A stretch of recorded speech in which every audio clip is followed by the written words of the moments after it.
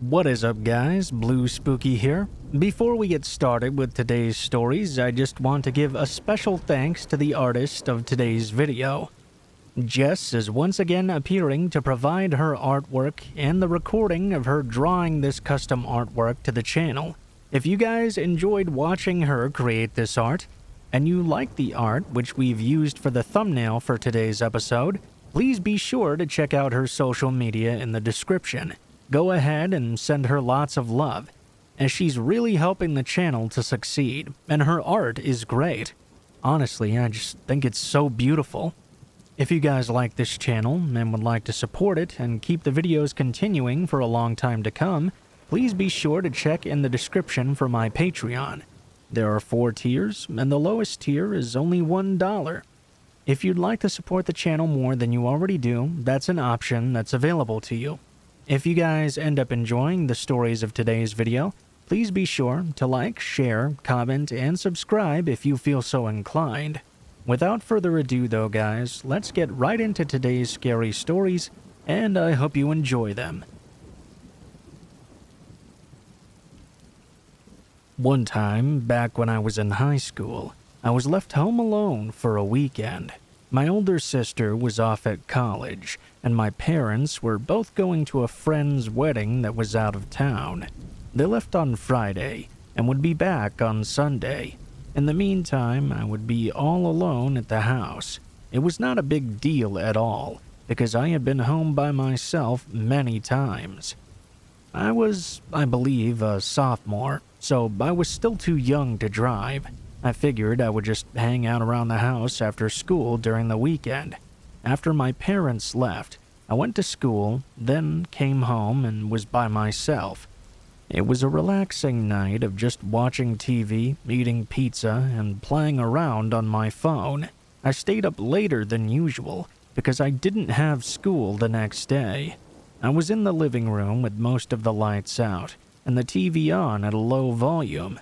I was watching YouTube or something on my phone and was going to go to bed as soon as I started to get tired.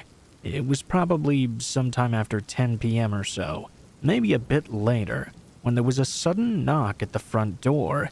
It took me totally by surprise. Obviously, I had not been expecting anyone. Being home by myself and with it being so late at night, this did make me a bit nervous. I honestly didn't think it was anything that bad, though. I really didn't want to answer the door regardless of who it might be. I stayed on the couch hoping they would just go away all on their own. But then they knocked again. I decided at that point to go and see who was there. I got up and moved over to a window. When I did, I looked out to see a man standing there by the front door, holding a small box in his hands. He also had a hat that looked like it was from a delivery company of some sort. I felt super relieved when I realized it was just your ordinary delivery guy. He knocked on the door again, now for a 3rd time. This time, he said he had a delivery for me. I was a little bit confused, though. First of all, it was quite late at night. But also, why couldn't he just drop off the package and go? I guess some packages do require someone to sign for it, but how could we be expected to do so at an hour when so many people are sleeping? I wasn't sure what he was delivering either. I hadn't ordered anything myself, but it was possible that my parents had without telling me. I figured they must have. The man knocked again and once more said, "Got a delivery for you." I don't think he knew I was inside. It would have been impossible for him to see me, but I figured he wasn't allowed to make the delivery unless someone answered the door or something like that. As much as I didn't want to answer the door so late at night, I also didn't want my parents to miss their package and have to go pick it up someplace else or something. I walked over to the door to answer it. When I got there, I was only a foot away and about to open it myself when I heard the man trying to open the door from the other side. I froze. The man was trying the handle. I couldn't believe he was just trying to get into my house like that. Certainly, I was not going to open the door for him now. He didn't stop there, though. The man then basically seemed to throw himself against the door with his whole body. There was a very loud thud. It was like he was trying to break the door down. I took a couple steps away. He did it again, though. He was seemingly backing up a few steps, then ramming into the door with his shoulder and body weight, trying to force it open. This guy really wanted to deliver this package, I guess. Either that or he was trying to break into my house, and that whole package thing was just a ruse to get me to open the door. I figured it was probably the latter. I did what really came to mind in that moment, which was to turn on the lights. One switch went to that front door area inside the house, and the other outside. When I turned both these lights on at once, the man suddenly stopped and immediately started running away. I heard him leave the front door area. I looked out a window and could see him sprinting out the yard and down the street. At that point, I called the police. They came out and investigated, but of course, the man was long gone. Didn't really have a great description of him either. After that, they left. I was really nervous to go to sleep that night, but thankfully the man never did return. Obviously, he was a fake delivery guy. I think either he wanted me to answer the door, or he was just pretending to be a delivery guy to not look suspicious in case someone else happened to see him around. Either way, it was extremely creepy. I also sometimes wonder if he knew my parents were out of town because their car was gone, so the driveway was empty. Possibly when I went to the door, he was startled, thinking that nobody would be home.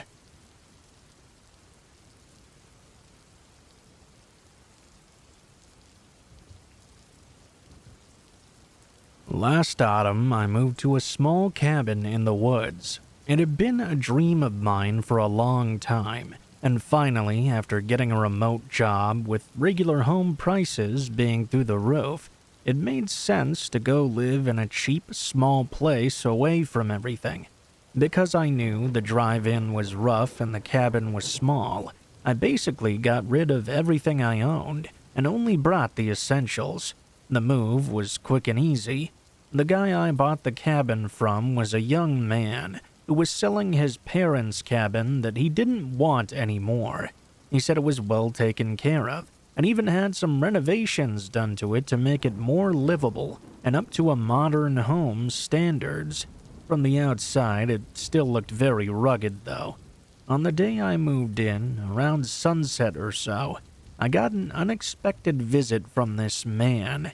He introduced himself as Chandler, living in a neighborhood cabin in the same area of the woods as me. He was a 40-ish, average-looking guy and seemed extremely friendly. A little over the top, honestly, but I didn't get the feeling he was faking it or anything. After chatting for 15 minutes, he asked if I would show him around the inside of the cabin. I agreed only because it was mostly empty, and he seemed like he was really just curious about the place. He walked around. I mean, it was a small place, so it only took a few minutes to see the entire thing. After all the chatting and the tour, the sun was already down. Naturally, I figured he'd see himself out. However, instead he took a seat on the couch and kept talking. I was still standing by the door, taken aback that I even had to say anything at all. I told him it was getting pretty late now, and he should probably get headed on his way back home. He smiled and apologized, getting up and thanking me for the chat, then walked out. He didn't seem to have driven here, so I guess he just walked through the dark back to his cabin. I was definitely a little weirded out by the couple last minutes of that interaction, but I told myself I was overreacting. Surely he was just friendly, and didn't catch on to the fact that it was so late and he should probably just leave. I built up the fireplace and figured out how to use it, then lay back on the couch and tried to decompress a little. It was interesting just how quiet it was inside the cabin, just the fireplace crackling, and nothing else. A while later, I passed out right there on the couch. When I woke up, the fireplace was still burning, so I'd guess it would have to be no more than 2 hours later. The whole cabin was dark and quiet. I got up and stretched, then headed into the kitchen to get some water. I figured I'd probably just shower and go to bed. but while I was filling up a glass, I heard a shuffling sound outside the cabin, close by, just by the front door.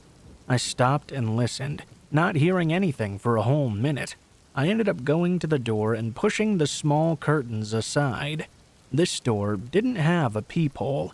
It was more old-fashioned, having these small windows with little curtains covering them. When I pushed the curtains to the side, there Chandler was standing right there on the porch.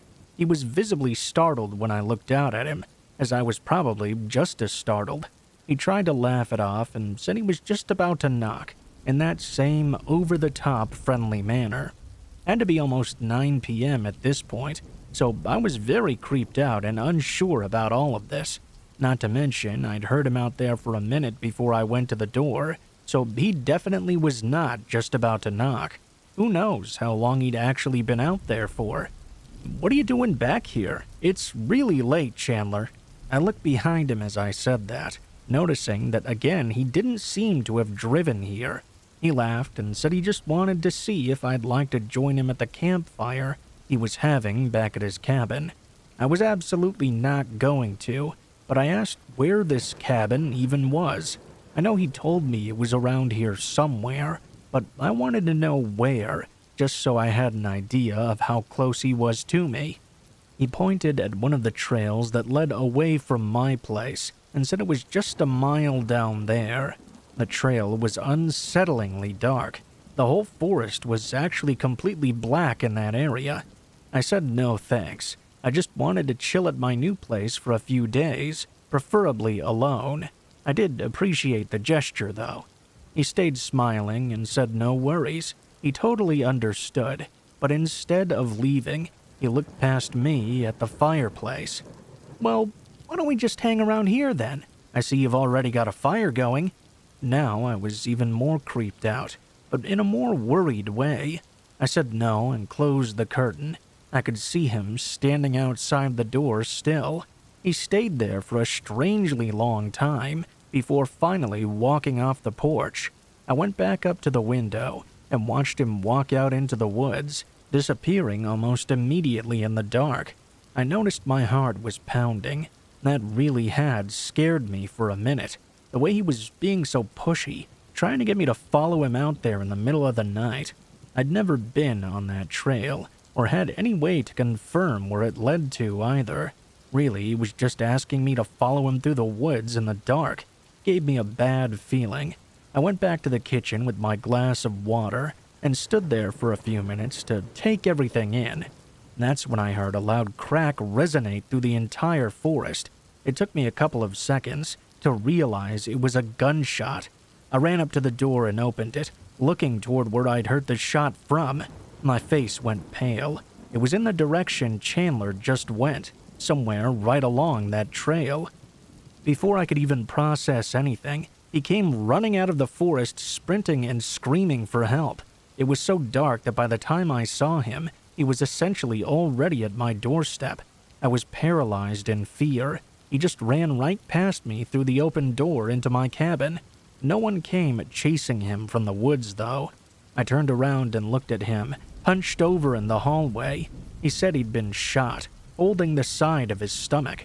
The way he was leaning, though, lifting his shirt up to one side, I could see the handle of a gun sticking out. My brain was moving 1,000,000 miles an hour. In one quick motion, I grabbed my car keys and ran out to my vehicle. He called my name a couple of times, but didn't try to stop me.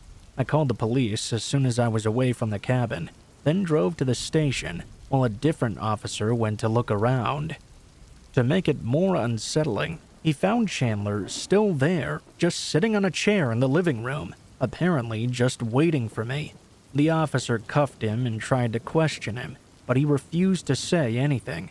With some more digging, it found out he obviously did not have a cabin in the area. No address at all, actually. They didn't even know his real name or identity. They found his revolver as well, the one I'd seen under his shirt. It was loaded, but missing a single bullet. It was all just him trying to get into my cabin, and knowing now that he had a gun on him the whole time made it even more horrifying. If I had believed him and went back inside the cabin alone with him, or had followed him out there into the woods, I don't think I'd be here right now.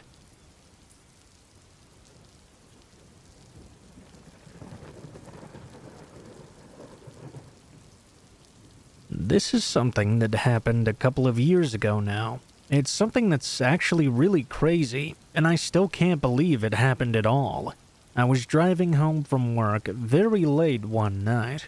I often work late night hours, or at least I did back then. They seem to have been more normal over the last year or so, but basically, I was driving home at around midnight. I lived maybe 15 minutes away from work, and I drove this older car that wasn't in the greatest of condition. I had bought it used, and when I bought it, it was already not that great of a vehicle. I'd had it for years at this point, and the car was making some strange noises when driving. You know, things like that. It had never broken down, though, and I don't know much about vehicles myself, so mostly I just kind of ignored it. I was really busy with work, and it's sort of an easy thing to forget. On this night, as I drove home, I was about halfway back when the car just kinda died out. The engine made this sputtering sound, and then I basically lost all power. The car limped to the side of the road. I parked it on the right and put my hazards on. At this time, I couldn't call any friends or family, or at least I didn't want to because it was really late. I figured everybody would be sleeping, so I wasn't really quite sure what to do at first. I also didn't know what exactly was wrong with my car or how it could even be fixed. I tried starting it again, and it sounded for a moment like it might just work, but then the engine failed to turn over. I stopped and looked around. The road was very quiet, especially with how late it was. It was already not that busy of a road anyway. I got out my phone and started trying to figure out if there was any place I could call for help, or if I should get out and try to walk somewhere. I was looking on the map to see how far it would be to walk to the nearest place. I spent a few minutes doing this, and in that time a couple of cars drove by every so often. There would be maybe one every minute or two. None of them stopped or anything, though. A few minutes later, when the road was quiet, I looked up and saw something straight ahead. Up on the road, on the other side of it and to the left, was a man walking. This was strange because there were no sidewalks on this road, and it was also in the middle of nowhere. Why would anyone be walking on this road at all, much less in the middle of the night like this? His overall appearance was not helping the situation. He was tall and thin, wearing all dark clothing, and looking downward as he walked. It was really just kind of suspicious. He was walking in my direction, but he was on the other side of the road, far ahead of me. I thought that probably he would pass me by and keep going. However, when he got a little bit closer, I saw him look over at me for a moment. For whatever reason, this guy was giving me a really bad feeling. Maybe it was because of the fact that I was stranded on the side of the road late at night. I would imagine everything in that situation would feel a little creepier. I sat there, wondering what the man would do. As soon as he got almost even with me, but was still a little bit ahead of my car on the other side of the road, he turned. Right when he got even, he suddenly started crossing over to me, right to me. Sure, maybe it could have been to try to offer some assistance, or even just say hello, but almost without thinking, I turned the key again to try and start up the engine. I figured it wouldn't work, but this time the engine actually started up to my surprise. I felt a huge amount of relief, as the car was now running, and I could drive away. In this moment of celebration in my mind, I didn't realize what the man was doing. The next thing I knew, I looked over, and he was in a full sprint right about to reach me. He arrived at my driver's door, and immediately tried to throw it open. Luckily, the door was locked, so he didn't manage it. It didn't take me long to snap out of my stupor. I quickly put the car in drive and hit the gas. I sped out of there, and the guy ran with my car until he couldn't keep up anymore. He said nothing, but clearly he wanted something from me, and I don't think it was to see if I needed any help. It was very aggressive the way he approached my car and tried to open it. I drove home and the very next day took my car to a shop. I haven't broken down on the side of the road late at night since then. I can't be 100% sure as to what that man's intentions were, nor do I even know where he came from, but I know he was up to something sinister that night.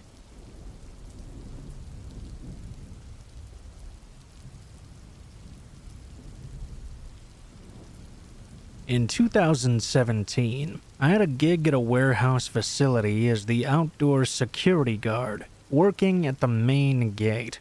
The whole warehouse was fenced in with only 2 gates, the main one at the front and a smaller one at the back.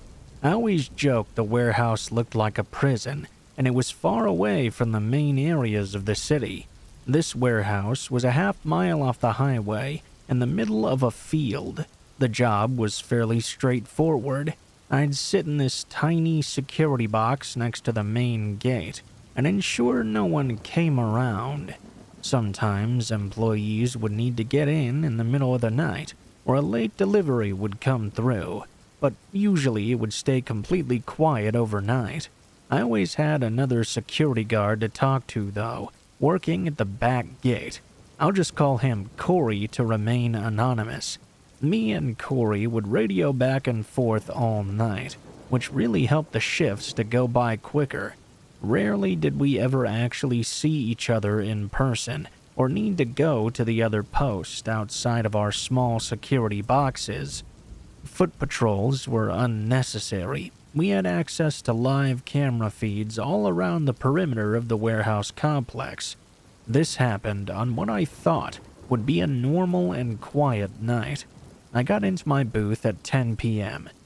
The next hour I spent checking people in and out of the warehouse and letting a couple of late deliveries in.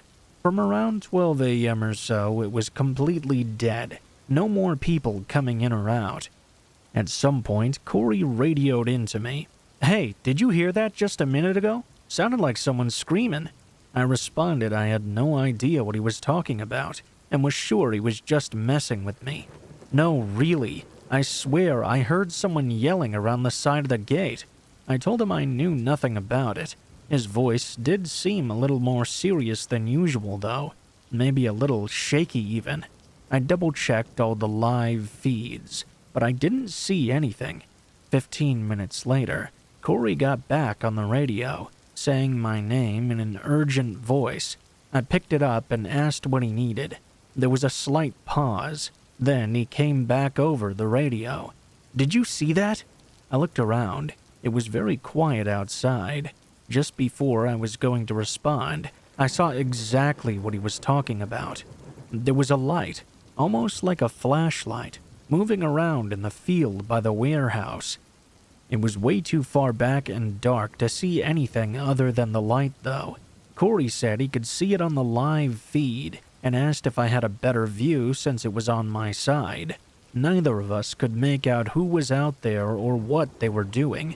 We monitored this light for a while, watching it move through the field until it reached a section that neither of us had a good view of. The cameras on that side didn't look out that much. They were basically just focused right up on the main gate. After that, it was quiet for a good 45 minutes to an hour. The light disappeared and did not show up again. It was just a little after 3 a.m. that the radio suddenly clicked on, but Corey didn't say anything. After 5 seconds, it clicked off without him having said anything at all. I grabbed it and asked if everything was all right. No answer. "Hey, Corey, you there?" Still nothing. I was just going to shrug it off, but something in me told me that something was different about this.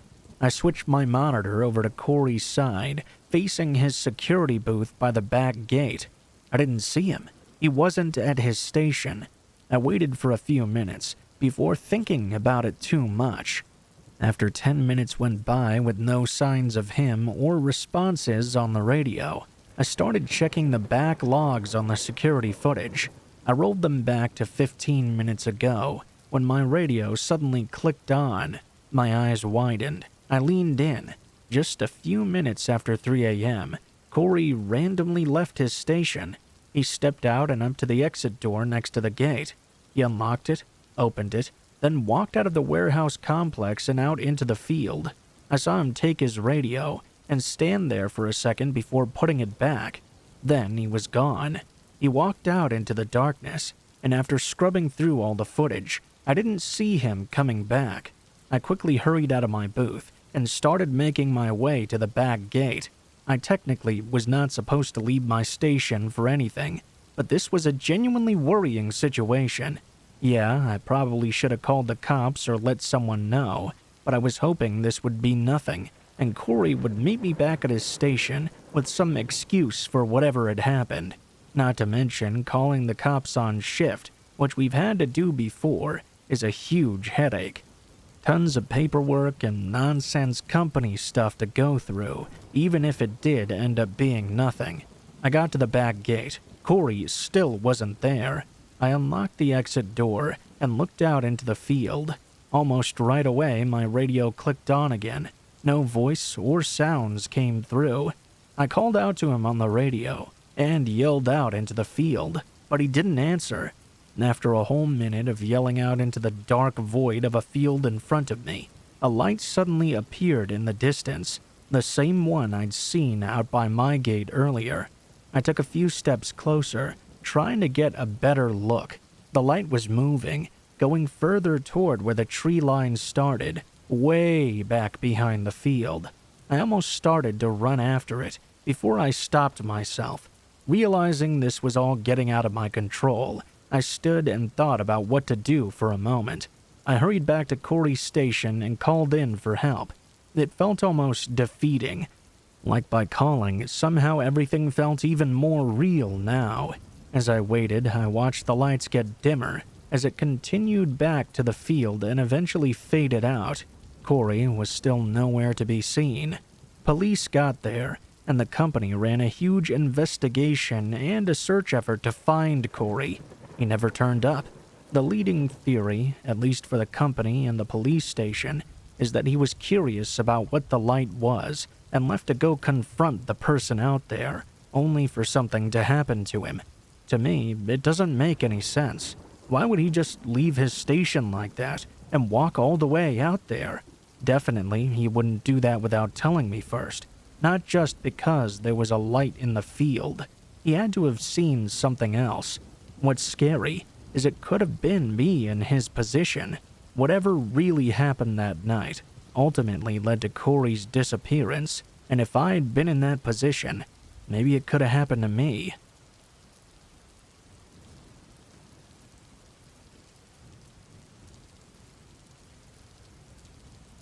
I was 14 when this happened. It was the middle of February on a Friday night. My friend Tyler and I were at my house, watching random videos and playing video games in the basement. It was already late, maybe 11 o'clock or so. My phone buzzed, and it was a text from a girl named Megan, who lived a few miles away. She asked if we wanted to come hang out for a bit, because her parents were gone and she was quite bored. We decided to sneak out without telling my parents, because they would have said no for sure. We lived in the country in southern Virginia, so walking places wasn't unusual for us. Megan's house was about 4 miles away. We had walked there during the day, but never that late at night, and definitely not when it was that cold out. It was around 0 degrees outside. We grabbed coats and gloves and headed out. To get to her house, we had to walk up my gravel driveway, which is long, then turn onto a narrow road with no streetlights. After about a mile, the road passed a small pond, then met an old railroad line that hadn't been used in years. The tracks run straight for a few miles and cut past a small row of trailers and a couple of scattered houses before you reach the woods near Meg's place. The walk there was very quiet.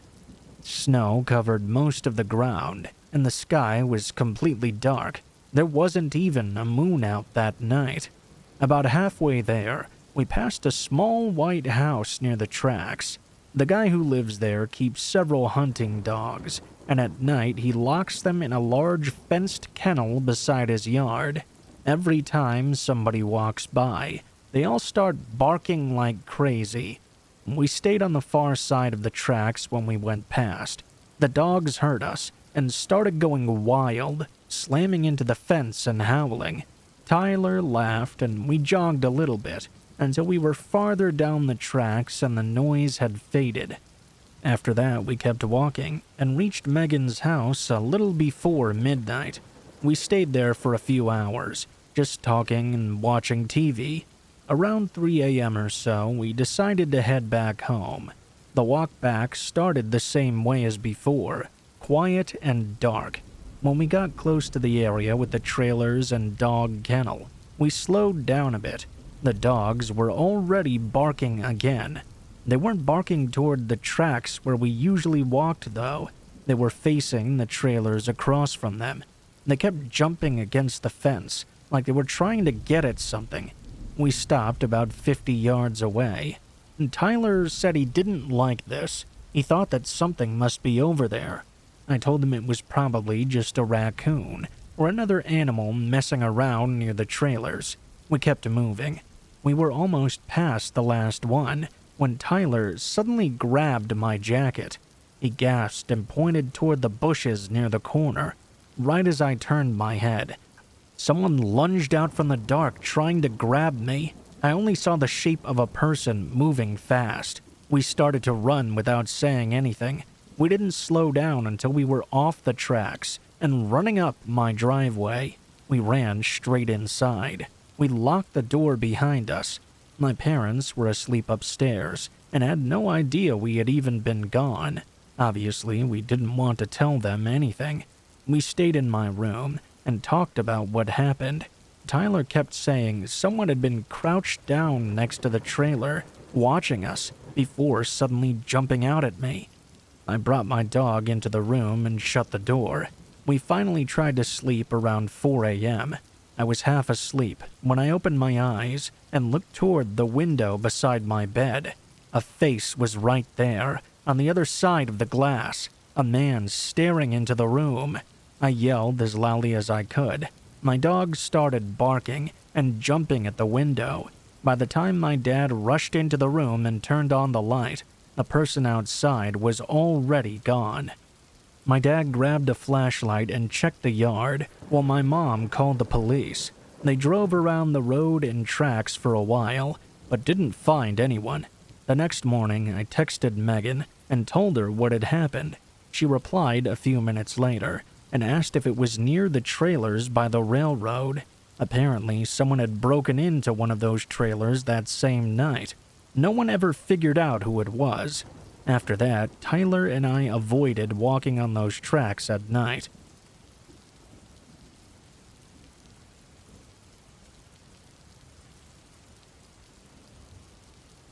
When I was younger, I used to work for this local restaurant that was in my hometown.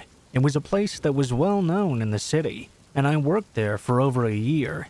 In my time there, I did several different things. At one point, I was even the main delivery driver. We offered online ordering, or people could just call in and order as well. Even though we were not a pizza place, it worked pretty much the same way as pizza delivery does. I would go out and deliver the food to wherever. The town I lived in was pretty average for the most part, as some parts were busier and others were quieter. One night, when I was working, we got an order for a delivery. I took it and was going to drive it to the address. At this point, it was a little bit later, and things had quieted down somewhat. We would also be closing pretty soon as well. I took the food, left the restaurant, and headed out to my vehicle. Then I drove to the address. It was about 10 minutes away on the quieter side of town. After driving to the neighborhood, I saw it was pretty average looking. I hadn't been there before, but I found the address and parked my car on the side of the road out front. This house had a fairly large front yard and was perfectly normal looking for the most part. There were a good amount of trees in the area, and just a few dim street lights along the block, so I guess the lighting wasn't the greatest. I stepped out of my car and took the bag of food. When I started walking up the driveway to the home, I realized that none of the lights appeared to be on. The house was almost completely dark. I made it up to the front step, only to see a piece of paper taped to the door. "Back door, please." I wasn't too thrilled to see that, but maybe the door wasn't working or something. I walked around the house back over to the driveway and saw a side door. That one also had a piece of paper on it that said back door. I walked all the way around to the backyard. Here it was much quieter. The backyard was not very big, fenced in with a wooden fence. There was overgrown grass and random junk lying around in the yard. There was also a good number of trees and bushes as well. I felt kind of creeped out going back there. I located the back door, though, and then knocked on it, as there was no doorbell to ring. I was just hoping that this would be a normal interaction, and somebody would come to the door, take the food, and pay me. I should also mention the order had not been paid for yet. I needed to get the money, and couldn't just drop the food and leave like I wanted to. At first, nobody came to the door. The lights in the back appeared to be off as well. I nervously looked around. Everything was so calm and quiet back there, aside from leaves blowing in the wind. I was about to knock again when I heard the sound of footsteps approaching the door from inside. I got even more nervous. I had made many deliveries before, but for some reason I was way more nervous here. The door opened, and there, standing in front of me, was a tall man wearing all black, including a ski mask. He had black shoes, sweatpants, a long-sleeved shirt, and a black mask covering his entire head aside from his eyes. I was really confused and creeped out, to say the least. The man did not say anything. I reached out and handed him the food. He took it, and I told him the price. He still had not said anything. He waved for me to come inside. He took a few steps back, motioning for me to follow. I stayed just outside and said, "No thanks, I can wait here." I assumed he was going to get the money. I didn't know if he was trying to freak me out, or if this was just his preferred clothing choice around the house at night. He stepped back toward me, still motioning for me to follow. He got even closer and reached out to grab my arm. As soon as he reached out, I jumped back and took off. I ran away, sprinting around the house, not stopping until I made it all the way back to my vehicle.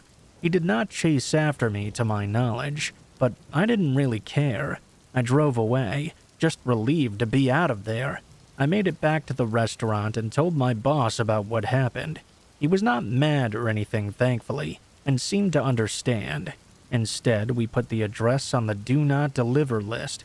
In the rest of my time working there, I never delivered to that street again. Personally, that experience still creeps me out when I think about it. I'm not sure what the man was doing, or what his intentions were. Perhaps he was just trying to scare me, and found that sort of thing very funny. I would advise anybody ordering food, though, not to come to the door with all lights off, wearing all black and a ski mask. Might scare the delivery driver.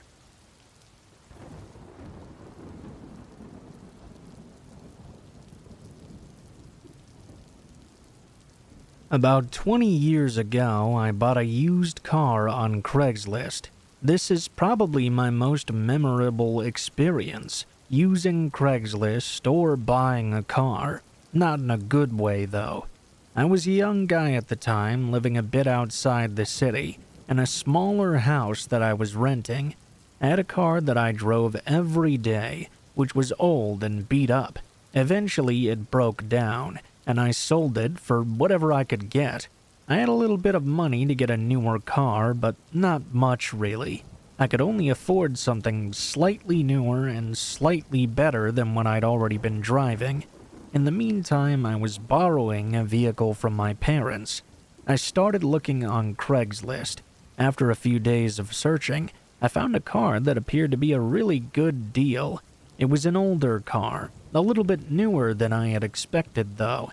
The miles were high, but the ad said it ran really well. I decided to contact the seller, who basically confirmed it was still available. I decided to go and take a look at the car, possibly buying it as soon as possible. I remember that within the next few days, I met up with the seller. We met at a public place in a larger parking lot during the daytime. It was a guy named Mike or something like that. I don't remember exactly, but he was also pretty young and around my age, maybe a bit older. He seemed like overall a pretty chill guy. Said that he was not a car expert, but he'd never had any problems with it. And I took it for a test drive with him, and it ran well as far as I was concerned. I decided to buy it right then and there. We went straight to the DMV to transfer the title and all that stuff. Then the car was mine, and I finally had something of my own to drive again that ran well. For the first few days of owning the car, I was very happy with it. I mean, it was nothing crazy. The car was old and not really that cool or anything, but at least I wasn't driving something where the check engine light was always on. I remember a few days later, probably less than a week after owning the car, I was at home one night. I lived alone in the small house, and it was around 11 p.m. or so. There was a sudden knock at my front door, which was very strange. It was a pretty busy neighborhood, but it would not be busy at this time of night. I walked over and opened the door to see some fairly young-looking guys standing there, except I had never seen him before. This guy was wearing a sweatshirt and sunglasses. I remember that being very strange. When I opened the door, he looked at me for a moment, and then asked me if Derek was there.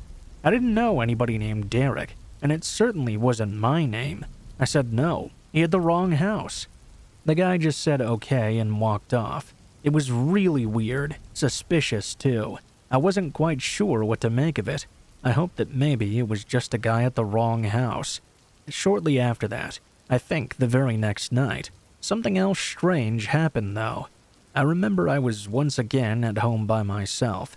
Out of my front living room window, I noticed a car driving really slowly down my street. I didn't think too much of it right away. The streets typically are very quiet late at night, but there's a lot of houses, so the occasional car means nothing. A short time later, I heard a car drive by slowly again. Not long after, another. I looked out to see what appeared to be the very same one. After that, I kept watch by the window for a bit. I saw the same car driving back and forth about 5 more times. It would drive really slowly, disappear down the street, then come back 2 or 3 minutes later. It was like it was circling the block or something. I wasn't noticing suspicious stuff like this before. Eventually, it stopped that night. A few nights later, something else happened though. I believe I was leaving my house late at night to go get some food or something like that. It was probably once more after 10 p.m. As I walked out of my house to my car that was in the driveway, I saw someone sprinting out of my yard down the street. They quickly disappeared from my sight, so I didn't really get a good look at them. Other than knowing it was a man, never saw his face. With all these strange things happening though, I was very suspicious. I thought about these odd occurrences and realized they'd all started after I bought that vehicle. Were they somehow connected? I went over to the car and looked at it. I went inside and looked through everything. It seemed fine. I had no idea what was going on. A couple of nights later, really late once again, I got a call on the phone. As soon as I answered, the caller hung up. I was dumbfounded. I remembered that probably a few days later, maybe a week and a half since I'd bought the car, it broke down. It started driving rough and then ended up breaking. I was angry. I decided to get it fixed up and sell it. I traded it into a dealership, then leased a car. After that, nothing else strange ever happened to me again. To this day, I still wonder what that was all about. Did the guy who sold me the car have people after him or something like that? Or maybe the guy who sold me the vehicle was behind it all. I don't know why he would do that, though. I'm not really sure of a logical explanation to this. Maybe it was all a coincidence and wasn't connected to the vehicle whatsoever. I really don't know, but it certainly did make for a memorable experience.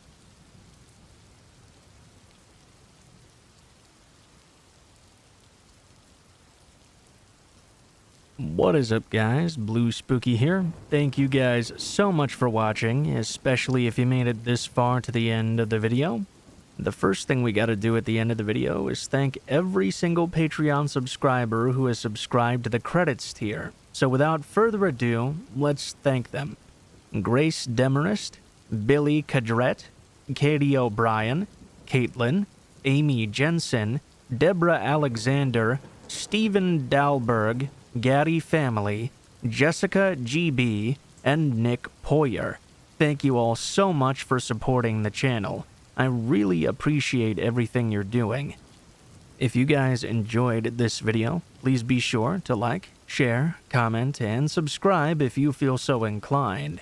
If you have any stories you'd like to submit of your own, please be sure to check for my email in the description of the video. It's bluespookyreadings@gmail.com. You can go ahead and send me a message on there, and I'll try to read your story as soon as possible. Please try to make sure it has proper grammar, spacing, etc., as that gives your story the highest chances of being read on this channel. Anyway though, guys, I think that's pretty much all for now. Thank you guys so much for watching, and I hope you guys have a great day.